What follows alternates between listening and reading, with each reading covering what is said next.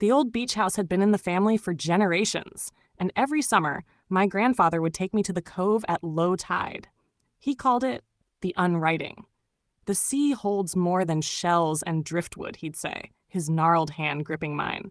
It holds regrets, things people wish they'd never said or done.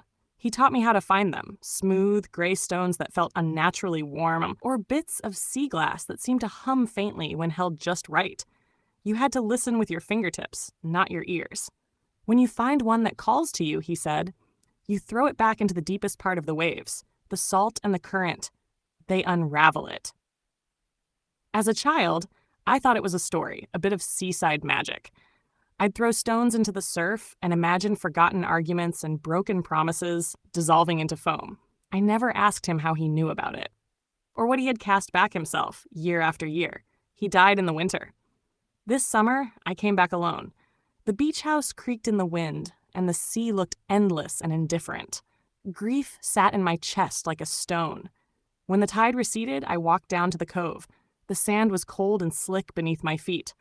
I knelt and ran my hands through it until my fingers brushed something smooth and impossibly warm. I didn't need to listen. I already knew what it was. It held my last conversation with him. My voice, sharp with impatience, telling him I was too busy with work to talk. His quiet, forgiving reply, "That's all right, my love. Call me when you can." I never called back. Clutching the stone, I waded into the waves until the water reached my chest.